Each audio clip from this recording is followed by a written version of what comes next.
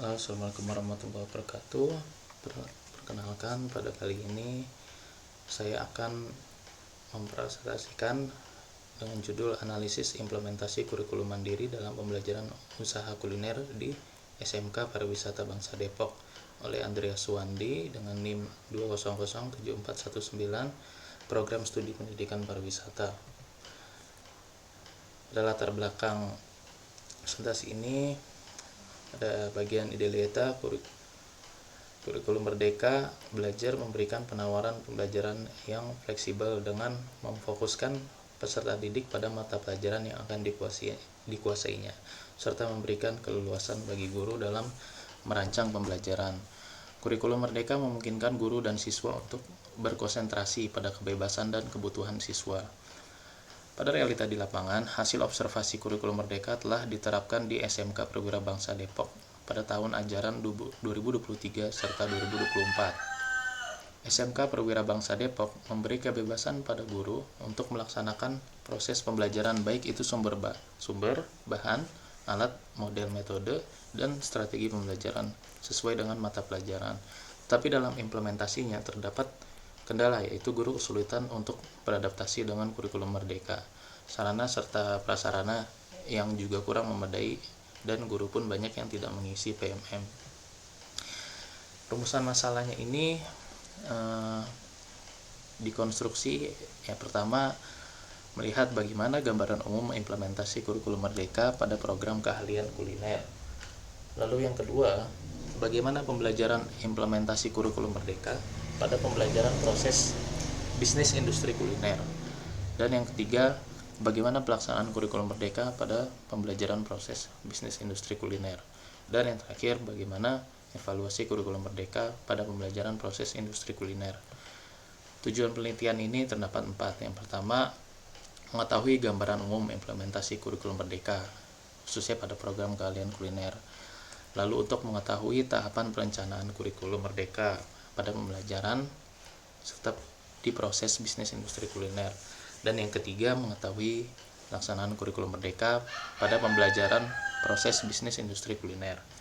Dan yang terakhir, untuk mengetahui evaluasi kurikulum merdeka pada pembelajaran proses bisnis industri kuliner. Kajian teorinya, kami menggunakan desain kurikulum serta pembelajaran konstruktivisme yang pada kurikulum mengadopsi teori dari Ralph Tyler mengenai tujuan pengalaman belajar dan penilaian.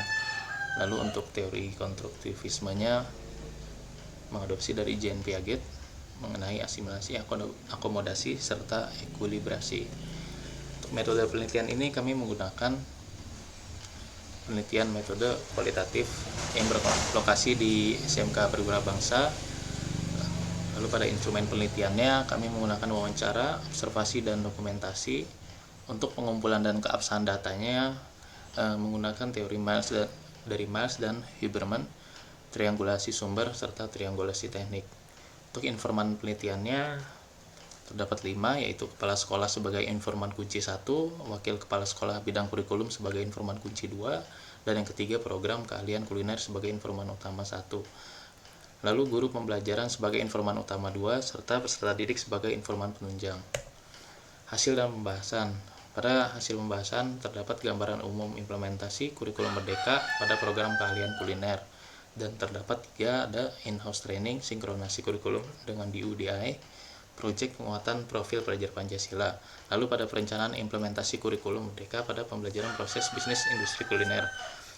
Untuk tujuannya memahami CP, merumuskan tujuan pembelajaran, menyusun alur tujuan pembelajaran, dan merencanakan pembelajaran dan asesmen. Pada hasil pembahasannya, pelaksanaan implementasi kurikulum merdeka pada pembelajaran proses bisnis industri kuliner terdapat project based learning serta diferensiasi. Evaluasi implementasi kurikulum merdeka pada pembelajaran proses bisnis industri kuliner terdapat asesmen formatif dan asesmen sumatif. Kesimpulannya, pada hasil penelitian menunjukkan implementasi sudah terrealisasikan dengan baik. Gambaran umumnya implementasi kurikulum merdeka yang mencakup in-house training, sinkronasi dengan DUDI, serta proyek penguatan profil pelajar Pancasila. Pada perencanaan pembelajaran meliputi capaian pembelajaran, merumuskan tujuan pembelajaran, menyusun alur tujuan dan perencanaan pembelajaran serta asesmen. Lalu pelaksanaan pembelajaran menggunakan pembelajaran diferensiasi dan project based learning serta menerapkan student center. Evaluasi dilakukan melalui asesmen formatif dan sumatif meliputi ujian tulis dan ujian lisan. Peneliti menyarankan agar guru lebih bervariasi dalam sumber belajar, inovasi media pembelajaran, mampu mengatur kelas agar lebih kondusif, optimalisasi sosialisasi kurikulum, dan peningkatan fasilitas praktik. Terima kasih dari saya, mohon maaf jika ada salah. Assalamualaikum warahmatullahi wabarakatuh.